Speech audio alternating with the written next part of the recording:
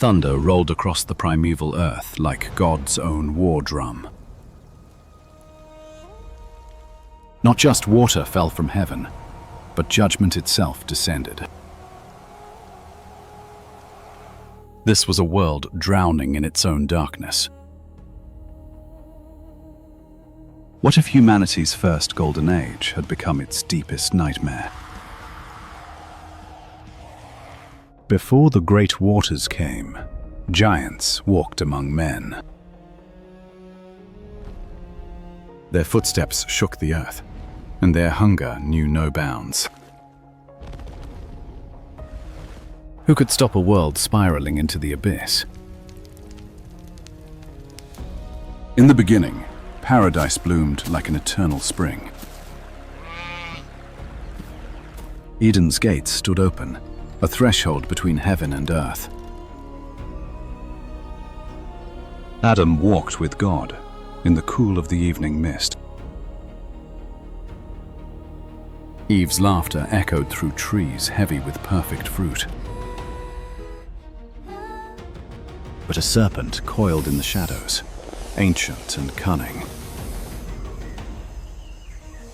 One bite of forbidden fruit shattered eternity.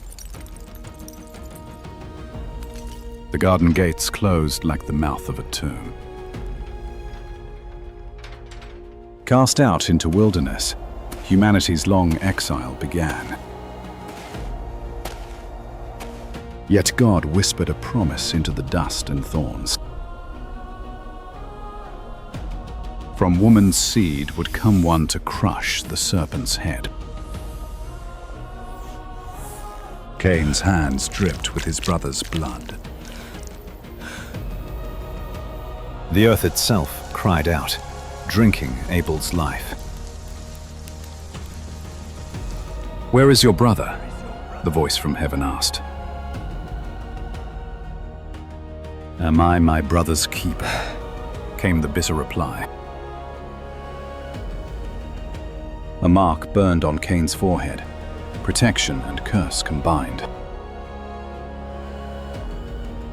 He built the first city, walls rising from guilt and fear.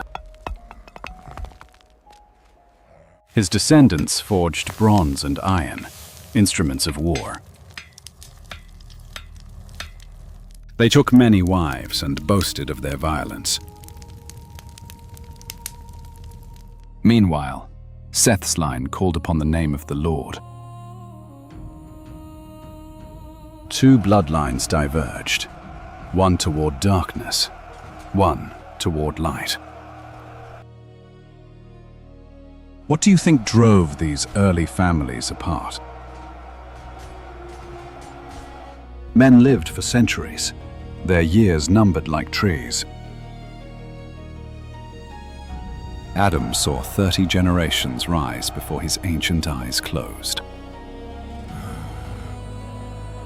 Methuselah would outlive empires, walking 969 years. With such long life came deep wisdom, but also deeper sin. Time became a curse when hearts hardened like stone. Then came Enoch, who walked so close to God he never tasted death. One day he simply vanished, taken up in divine fire.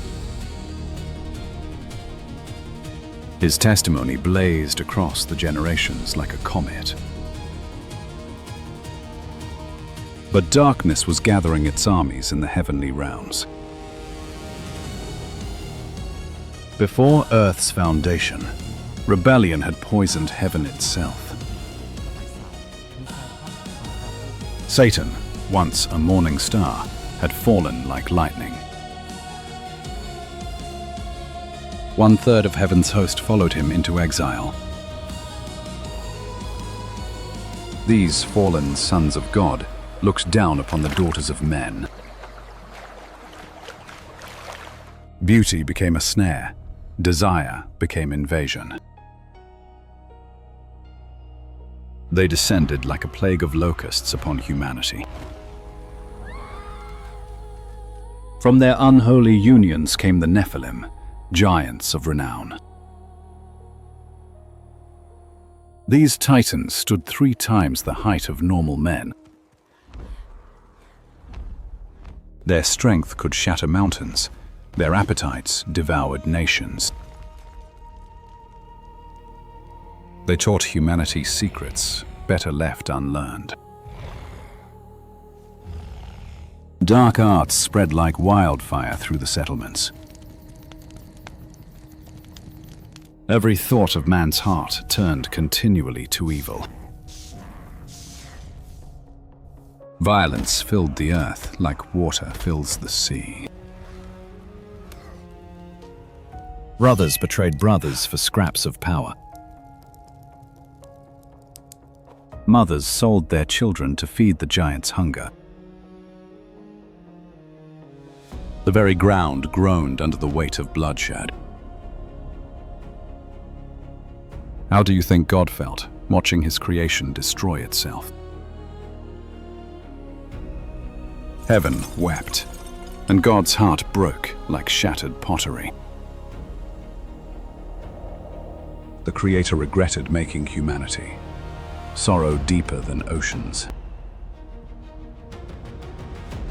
I will wash the world clean, he declared to the cosmos.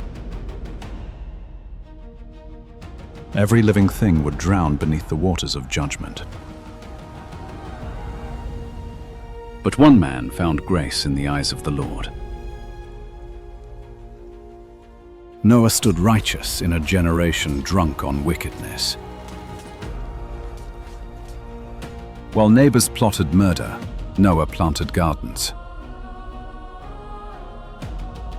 While cities burned with lust, Noah taught his sons to pray. God spoke to Noah in dreams of rain and redemption. Build an ark of gopher wood, 3 stories high. Make it 450 feet long, a floating mountain.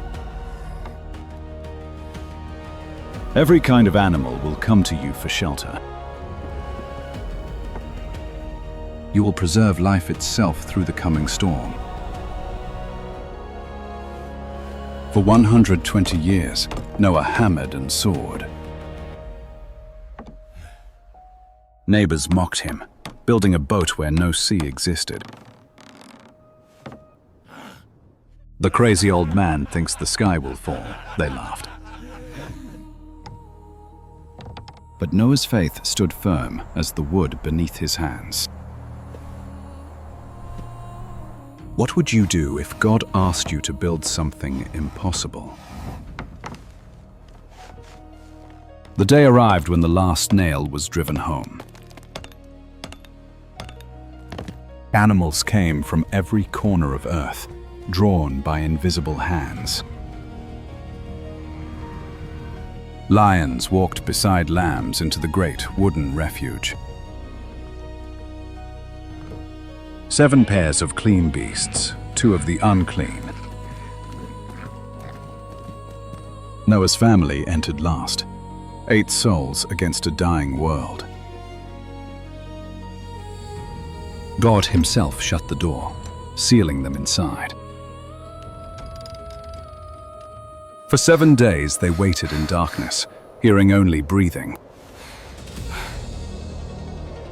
Then the fountains of the great deep exploded upward. The windows of heaven tore open like ripped fabric. Water fell not as rain, but as an endless waterfall. Screams rose from the valleys, then silence, then nothing.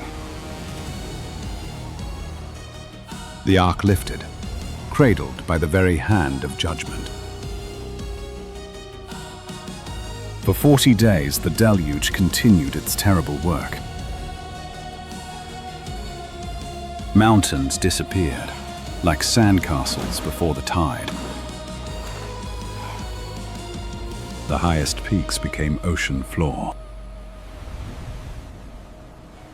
Every living thing that breathed air perished in the flood. Only Noah's Ark floated, a lone seed of hope. Inside, Noah's family huddled close, listening to the storm. They fed the animals, cleaned the stalls, and prayed. What thoughts filled their minds in those long, dark months? Finally, the rain stopped, and winds began to blow.